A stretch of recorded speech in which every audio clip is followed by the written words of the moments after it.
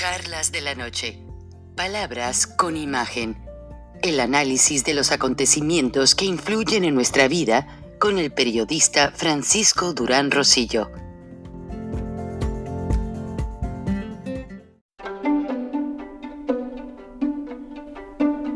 Frank Durán Rosillo te saluda y los saluda a todos ustedes, su amiga María Celeste Raraz, para invitarlos a que se suscriban a mi canal de YouTube, María Celeste Raraz, tal como mi nombre, donde les informo todas las semanas sobre entrevistas que tienen un tema que ayuda a mejorarnos como personas y de paso son interesantes.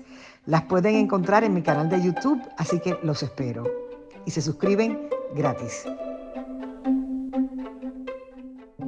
Gracias a Benaibrit, a CAM y por supuesto a la OEA por esta oportunidad. Voy a pedir disculpas porque el tema de Irán en Latinoamérica es muy grande y tengo muy poco tiempo y por tanto va a ser un resumen muy escueto. Me atrevo a decir con toda rotundidad que la penetración comercial, económica, militar y mediática de Irán en Latinoamérica es la amenaza más importante para el continente. Es el elemento fundamental de crecimiento del antisemitismo y también es la manera más eficaz de destruir los valores democráticos en todo el continente. Irán empezó a tener relaciones intensas con Latinoamérica a partir del año 2000 en un encuentro en la OPEP entre Chávez y las autoridades iraníes del momento, y a partir de aquel momento Irán puso su foco en América Latina con muchísimo interés. ¿Por qué? Primero porque Venezuela era la puerta de entrada y además muy cercana la mirada hacia Estados Unidos. Segundo, porque permitía entrar en la red de drogas de todo el continente, Colombia, México, la propia Venezuela, Brasil, y por tanto conseguir fuentes de ingresos de enorme importancia con sectores delictivos que podían ayudar perfectamente a su operación. Y tercero, porque podía conseguir un foco importante de lucha contra la ideología democrática y por tanto penetrar a través de posiciones de izquierdas o de regímenes muy vulnerables en una actitud claramente contraria a lo que nosotros podemos considerar los derechos occidentales, los valores occidentales. ¿Cómo es esta red iraní? ¿Cómo ha ido penetrando de una manera cada vez más consistente? En el terreno, para resumir mucho, en el terreno económico y en el terreno comercial, Irán empezó a tener una relación muy directa con primero Venezuela en el 2013 y después directamente con todo el eje bolivariano. Incluso hubo un intento de acuerdo con Argentina en el famoso memorándum que finalmente por suerte fracasó.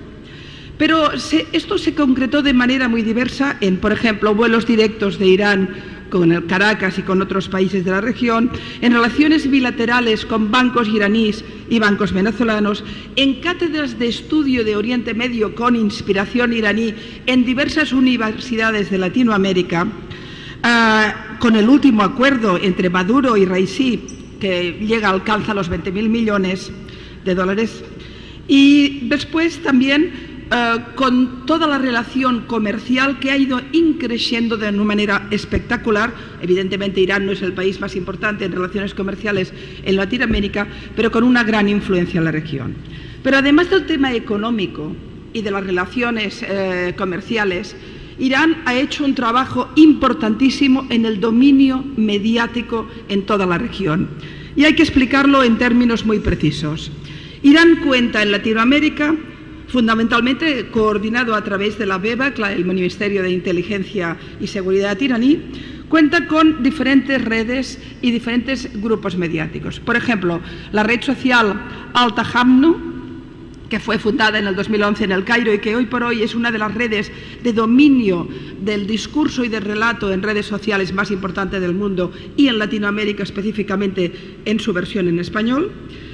Por supuesto, la televisión iraní clásica Al-Manar, que desde el año 91 se ha convertido en una televisión vía satélite de enorme importancia y que Estados Unidos designó como miembro de la red de terrorismo global. Por tanto, y evidentemente todos estos canales administran y suministran un discurso antisemita, antidemocrático y antiderechos civiles fundamentalmente. La televisión Hispan TV, ustedes recordarán que se fundó en su principio en España y, por cierto, el líder de Podemos, de una organización de izquierdas en España, fue su principal presentador, Pablo Iglesias. Después esto derivó en otros lugares. Hispan TV es un órgano importantísimo de propaganda iraní en toda Latinoamérica, además conectado con Telesur, con Rusia TV, en su versión en español, y con Cuba Patria Latina. Estos canales de televisión no hablan de Irán normalmente, sino que lo que hacen es hablar desde una perspectiva iraní y, por tanto, una perspectiva claramente antisemita, pero claramente antidemocrática. Esto lo voy repitiendo porque Latinoamérica es el continente donde está creciendo más el antisemitismo, pero hay que recordar que el antisemitismo es la fuente primera directa de destrucción de valores democráticos. A través del antisemitismo se aprende a odiar también las libertades. No solo, lo repito siempre que puedo, el antisemitismo es una cuestión judía, es fundamentalmente una cuestión de la humanidad, es una cuestión democrática, y a través del antisemitismo se aprende a odiar la democracia, la tolerancia, las democracias libres, la sociedad de las libertades. Hispan TV, además, también cuenta con varias tertulias muy famosas en los medios, en las redes sociales. Por ejemplo, Tertulias en Cuarentena, que nacieron en el 2020, que las llevan intelectuales de izquierdas en Latinoamérica, donde permanentemente están vehiculando un discurso de odio a Israel, por supuesto, de antisemitismo en el término más clásico del término, pero también de destrucción de todos los aspectos que tienen que ver con los valores occidentales. He estado mirando algunas de estas tertulias y estoy absolutamente horrorizada. Podría estar vinculado a la izquierda clásica y también a la izquierda woke, pero fundamentalmente son antiliberales. Y luego también está la Red Internacional de Medios en Defensa de la Humanidad, que surgió de un medio libanés, conectó con Cuba y con Rusia y con Venezuela, y también ha expandido sus redes. De manera que tenemos en Irán, por un lado, acuerdos comerciales de enorme importancia que tienen que ver con la supresión de visados. Antes hablaban de la llegada masiva de miembros de la Guardia Revolucionaria en Latinoamérica a través de visados venezolanos, bolivianos, incluso nicaragüenses. Hablamos también de la importancia mediática. Vamos a la terrorista y a la militar. Y perdonen la rapidez porque el tiempo es muy corto. En el tema de militar, Irán también forma parte de los acuerdos comerciales, tiene un papel cada vez más determinante y no es cualquier cosa. No olviden que en estos momentos, por ejemplo, hay aviones no tripulados venezolanos, los famosos Mohajer 6, que pueden tener alcance hasta Estados Unidos. Tenemos los barcos Zolfajar, que fueron un acuerdo también con Nicaragua y con Venezuela, que pueden contener misiles antibuques. Tenemos otros acuerdos militares que tienen que ver también, incluso, por ejemplo, Bolivia ha hecho un acuerdo comercial hace poco tiempo y militar para tener aviones no tripulados teóricamente para el control de fronteras, pero todo esto es una red militar que yo creo que cada vez es más preocupante en el terreno de la seguridad militar. Pero además tenemos la joya de la corona, que es la triple frontera. Y aquí es donde la derivada terrorista adquiere su importancia máxima. La triple frontera fue una bendición, debe ser de su Dios, una bendición del cielo, que se dice vulgarmente, para Irán, porque era una red delictiva enormemente importante, conectada con todas las redes del narcotráfico, que además con muchas dificultades, rodeada de países vulnerables en el terreno del control de fronteras y con una triple frontera prácticamente imposible. Fue Alberto Nisman quien en el 2013 habló claramente de la triple frontera como un estado dentro de los estados y sobre todo un territorio free en materia de terrorismo. Lo cierto es que hoy por hoy la triple frontera, el dominio de Hezbollah es absoluto, también de las fuerzas Quds. Como saben ustedes bien, las fuerzas Quds son sin ninguna duda dentro de los 5 grandes grupos que tiene la Guardia Revolucionaria más activo en la región. No olvidemos que las fuerzas Quds son las que han ido potenciando atentados terroristas en diferentes lugares del mundo y por tanto su importancia es fundamental. Tenemos en la triple frontera y tenemos en la región las fuerzas Quds y tenemos Hezbollah dominando todo lo que sería el territorio.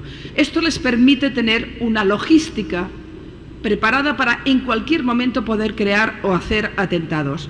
No solo los atentados que se produjeron en el 92 y el 94 en la Embajada de Israel y en AMIA, que como bien saben 4 de los identificados como responsables del atentado de AMIA están viviendo en la Triple Frontera, y en el 2018 se detuvo al que fue el gran financiador del atentado de AMIA, al señor Ahmadi Barakat, de la familia Barakat, conocida miembro de Hezbollah, que vive tranquilamente en la región, fue detenido en Foz de Iguazú. Todo esto, y a partir de aquí, por ejemplo, el intento de un atentado de unos empresarios israelíes en Colombia surge de toda esta red logística, pero lo fundamental no es lo que han hecho en el pasado, sino lo que podría pasar en el futuro. Y pongo un ejemplo. Cuando Israel abatió al líder de Hezbollah, no recuerdo el año ahora, en el 92, claro, en el 92, Irán respondió a través del atentado en la Embajada de Israel en Buenos Aires. Y fue el inicio de un proceso de asentamiento de la posibilidad logística del terrorismo en la región. Esto ha ido en un increciendo permanente. Que no haya habido grandes atentados a partir de aquel momento no implica que no los pueda haber. Yo lanzo, por ejemplo, una idea para, como mínimo, reflexionarla. Irán tiende a tener proxies en sus luchas. Acostumbra a luchar especialmente contra Israel, a través de los proxies que tiene en la región. Conocemos bien Hezbollah en el Líbano, Hezbollah también en Siria, la Guardia Revolucionaria en Irak, los Houthis en el Yemen, Hamas y Yihad Islamía en Gaza. Es decir, todas las luchas, todas las coberturas contra Israel, las que produce Irán, las hace siempre a través de los proxies que tiene y que controla, y por tanto nunca lo hace frontalmente. No me sorprendería, y por supuesto espero equivocarme, que su respuesta a la acción militar israelí en Damasco se produjera, por ejemplo, con un atentado en algún otro lugar. Pasó en su momento en el 92 con la Embajada de Israel. Es una opción. Si ello fuera así, si la respuesta iraní, en lugar de ser una respuesta directa militar a través de los Houthis en el Yemen o de Hezbollah, o incluso ellos mismos, cosa que dudo, quisiera hacer un acto de respuesta contundente, internacionalizado y bien publicitado, podría perfectamente utilizar sus redes terroristas en la región para un atentado en la región, que es algo que no es descartable. Espero que sea poco pensable, pero que no es descartable en ningún caso. ¿Qué quiero decir con todo ello?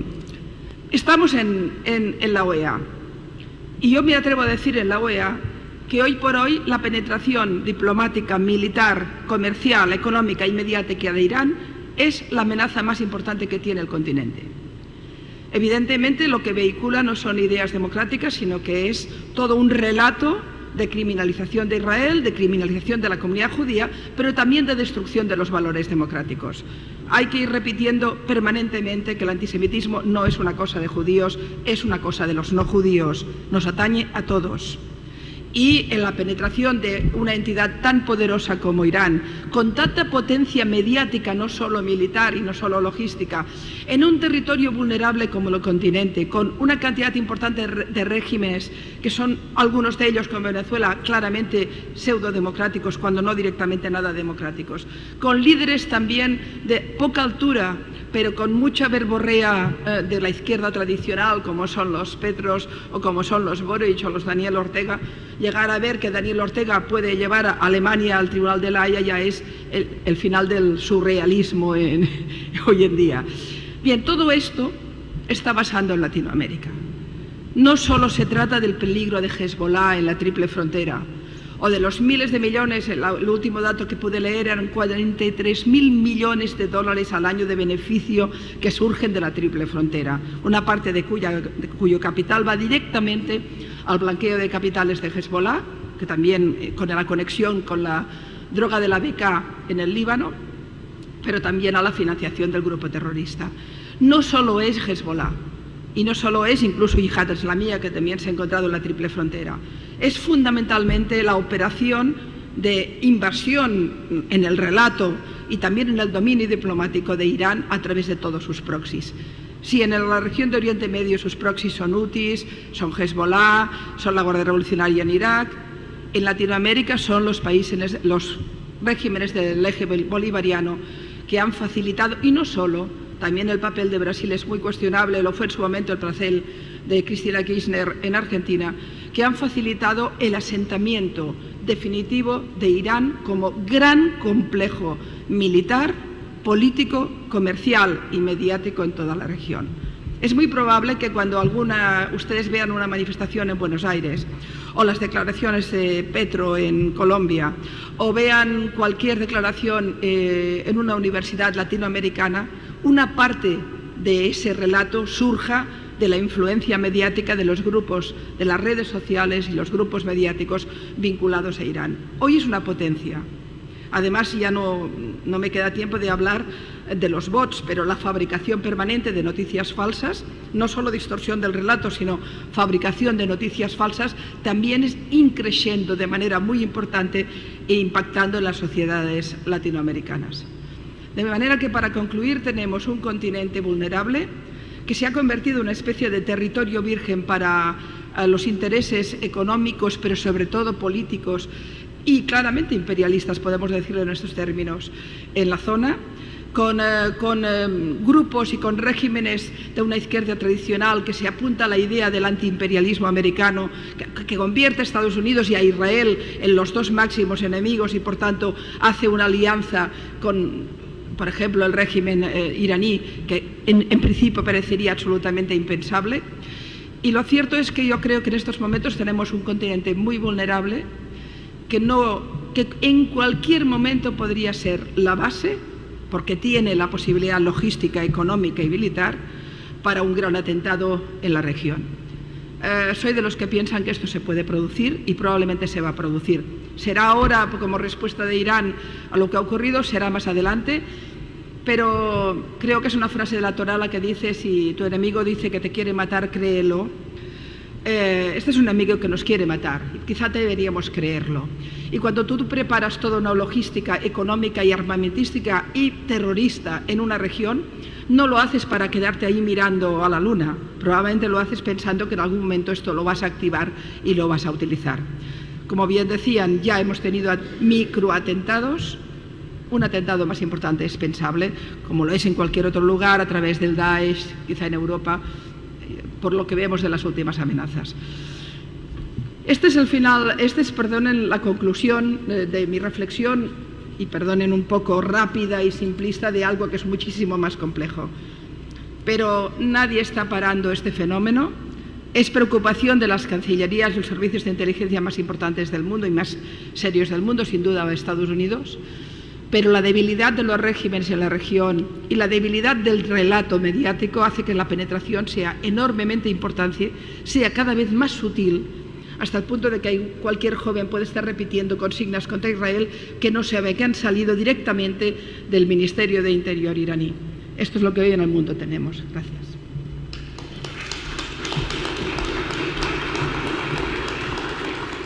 Hola amigos, pues una vez más con el gusto de saludarles en Charlas de la Noche, Palabras con Imagen, y todavía no se cumplen 24 horas de que juramentó como presidenta Claudia Sheinbaum y el gobierno mexicano ya recibe nuevo equipo militar blindado para la Guardia Nacional. Esto implica vehículos Hummer sofisticados de una manera galáctica, como los van a ver en el video. Todavía no empieza el nuevo gobierno y vean nada más los vehículos tácticos que adquirió la Guardia Nacional. Fue una adquisición supermillonaria para que en el gobierno de la presidenta Claudia Sheinbaum, este órgano de seguridad que forzosamente va a ser incorporado, ya está incorporado al ejército mexicano, a la Sedena, como le quieran llamar, va a tener equipo óptimo, todoterreno, precisamente para las incursiones en el accidentado territorio mexicano con el armamento más poderoso. Metralletas calibre 50, son vehículos blindados que tienen una gran potencia y que podrán servir en todas partes del territorio y las ciudades. Ahora, la pregunta está en el aire. ¿Por qué estos vehículos tan adelantados tecnológica y en blindajemente hablando fueron traídos de Estados Unidos a México para dar el mejor servicio? Creo que hay otras necesidades: medicinas, alimentación, escuela, equipo médico para los hospitales. ¿Cuál es la preocupación del nuevo gobierno de Morena? ¿Por qué ordenaron toneladas de equipo militar si ya la Sedena tiene bastante para hacer frente a los grupos criminales? Eso lo pregunta. Esperemos que la nueva presidenta, Claudia Sheinbaum, responda a esto y a muchos más cuestionamientos que están surgiendo a este respecto. Con una silla especial colgante para quien opera las metralletas 50 milímetros. Y bueno, quien sabe de equipo militar conoce más que yo y podrá apreciarlo más que yo. Pero la pregunta que hacemos, ¿qué no hay otras necesidades prioritarias que el pueblo de México demande antes que comprar más armas? Entiendo que hay que controlar la violencia, pero todo parece ser que el segundo piso de la 4T va a seguir con la política de abrazos y no balazos. Bueno, ¿a quién le hacemos caso, por favor? Eso lo pregunta ahora. Está muy cuestionada la foto del beso al Güero Velasco, quien fue gobernador, parece ser que es senador, es dirigente de un partido y que estuvo detrás de los sobornos a nada más y nada menos que al hermano de Andrés Manuel y a Pío López Obrador y otras personalidades. Entonces, ahí empieza la duda. Y el Güero Velasco mandó filmar los videos cuando se les daban los dineros, pues, a estas personas. Entonces, la pregunta crece y se hace, pues, más viral porque el video de la escena fue cortado de las transmisiones de la ceremonia de cambio de poder. Incluso la foto que la publicó tengo entendido, el Grupo Milenio, fue removida de manera casi inmediata cuando empezó a viralizarse. Un beso no tiene nada que ver, pero todo depende dónde están y quiénes son. Es la recién elegida presidenta electa y juramentada de México, Claudia Sheinbaum. Y el otro personaje es un hombre corrupto, casado con un artista, y que ha sido quien ha manejado situaciones muy truculentas para la nueva mayoría de Morena, para que partidos como el Ecologista, Movimiento Ciudadano, incluso el PRI y el PAN se presten a movimientos y componendas sucias. De hecho, hasta la diputada de la contramañanera, López Rabadán, no se cansaba en elogios a la primera presidenta de México. ¿Qué cambió?